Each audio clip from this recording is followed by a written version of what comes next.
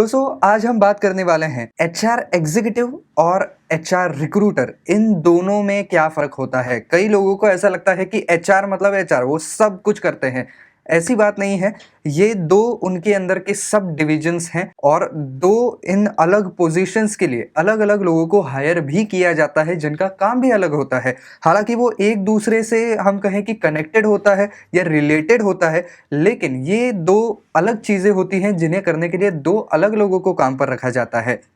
तो इसके बीच का मेन डिफरेंस क्या है, यही आज हम जानने वाले हैं। तो दोस्तों, एचआर एग्जीक्यूटिव जो होता है, एचआर एग्जीक्यूटिव के पास कंपनी के मैनेजमेंट की तरफ से नोटिफिकेशन आता है कि भाई अब कंपनी के अंदर इतने इतने लोगों के लिए जो है वो वैकेंसीज निकली हुई हैं, जिनके जॉब टाइटल्स ये होंगे। तो ये जब डिस्क्रिप्शन एचआर के पास आता है, फिर कैंडिडेट्स के अंदर कौन से क्वालिटीज़ उनको चाहिए, क्या क्या वो स्किल्स देख रहे हैं, एजुकेशनल क्वालिफिकेशन कितनी होनी चाहिए, एक्सपीरियंस कितना होना चाहिए, इसका जब एक पूरा क्लियर पिक्चर हो जाता है, जब एक पूरा डिस्क्रिप्शन कि क्या चाहिए, क्या देखना है, इसका पूरा डिस्क्रिप्शन जब एचआर एग्जीक्यूटिव के पास आता है, तब एचआर एग्जीक्यूटिव जो है वो एचआर रिक्रूटर के पास वो सारी वैकेंसीज या जो रिक्वायरमेंट्स हैं वो भेजते हैं और फिर एचआर रिक्रूटर्स का काम शुरू हो जाता है।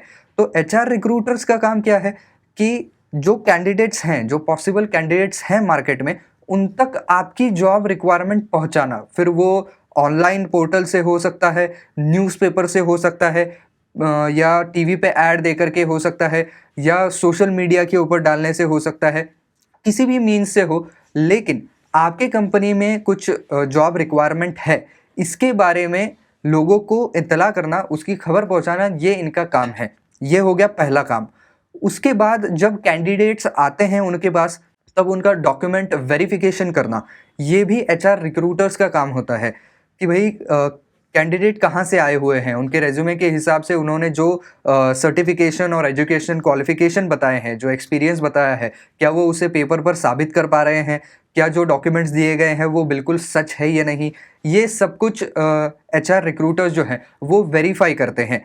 उसके बाद आता है पहला राउंड, और यहाँ पर जो एचआर एग्जीक्यूटिव होते हैं वो एक बार के लिए इस पिक्चर में आ जाते हैं। एचआर एग्जीक्यूटिव देखते हैं कि प्राइमरी राउंड में आए हुए कैंडिडेट्स कौन हैं, और जब वो प्राइमरी राउंड में आ रहे हैं तब ये मान करके चला जाता है कि भाई इन्होंने जो भी कोई रेज्यूमे सबमिट किया हुआ है, इनके डॉक्यूमेंट्स वेरीफाई हो चुके हैं, जो कि बिल्कुल सच हैं।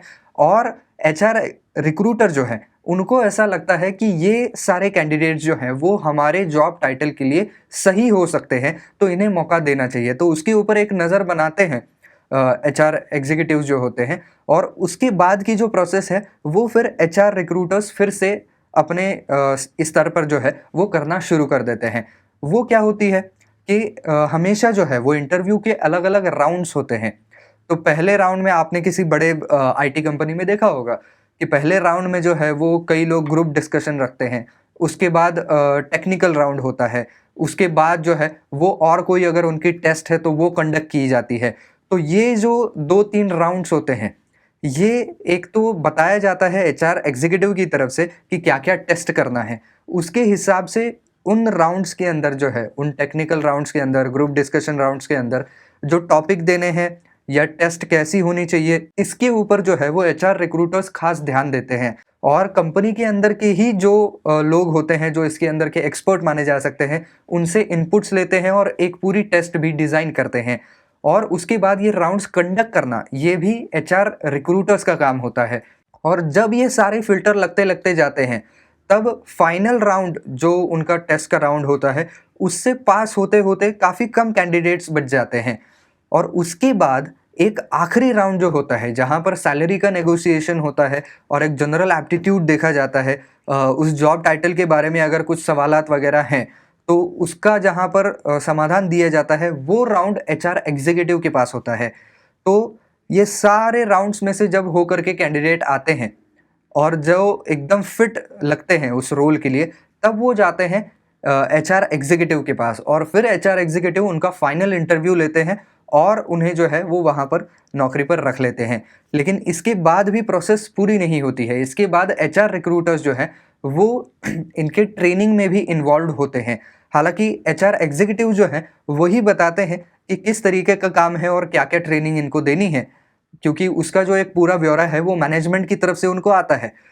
तो इस ट्रेनिंग को कंडक्ट करवाना सभी कैंडिडेट्स के साथ, ये भी एचआर रिक्रूटर्स का काम होता है कि कैसे ये पूरी प्रोसेस कंडक्ट की जाए और उनका जो ट्रेनिंग है वो सही से वो कैंडिडेट कर रहे हैं कि नहीं कर रहे हैं, इसके ऊपर भी ये लोग खास ध्यान देते हैं। और जो कैंडिडेट सक्सेसफुली उसे करते हैं उन्हें फिर एक्चुअल काम पर जो है वो दिया जाता है काम करने के लिए, और जो उसमें फेल हो जाते हैं उनसे या तो वो फिर से करवाया जाता है ट्रेनिंग या तो उन्हें एविक्ट कर दिया जाता है।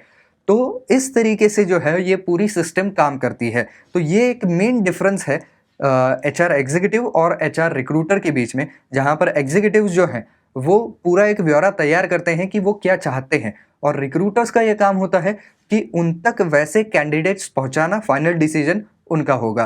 तो ये एक क्लियर डिफरेंस जो है वो इन दोनों पोस्ट के अंदर होता है। इसके अंदर जो है वो एचआर रिक्रूटर्स जो होते हैं वो जनरली फुल टाइम जॉब में नहीं होते हैं, उन्हें पार्ट टाइम जॉब के लिए हायर किया जाता है या कॉन्ट्रैक्ट बेसिस पर हायर किया जाता है, क्योंकि किसी भी कंपनी के अंदर जो है वो आए दिन वैकेंसीज नहीं निकलती हैं। वैकेंसीज निकलती है कभी 3 महीने में, कभी 1 साल में, कभी 6 महीने में। तो जब भी ऐसी वैकेंसीज निकलती हैं और कंपनी बहुत बड़ी है, बहुत सारे एप्लीकेशन आने की जो है वो संभावना है, तब एचआर डिपार्टमेंट की तरफ से एचआर रिक्रूटर्स को जो है वो केवल उतने प्रोजेक्ट के लिए हायर किया जाता है और उसके बाद उन्हें रिलीज किया जाता है। तो बस दोस्तों, आज के वीडियो में बस इतना ही। आई होप ये वीडियो आपको पसंद आया होगा, काम का लगा होगा। तो दोस्तों, अगर वीडियो पसंद आया है तो लाइक ज़रूर कर दीजिए, ज़्यादा से ज़्यादा शेयर कर दीजिए। कुछ सवाल है आपके तो नीचे कमेंट सेक्शन में ज़रूर पूछ सकते हैं।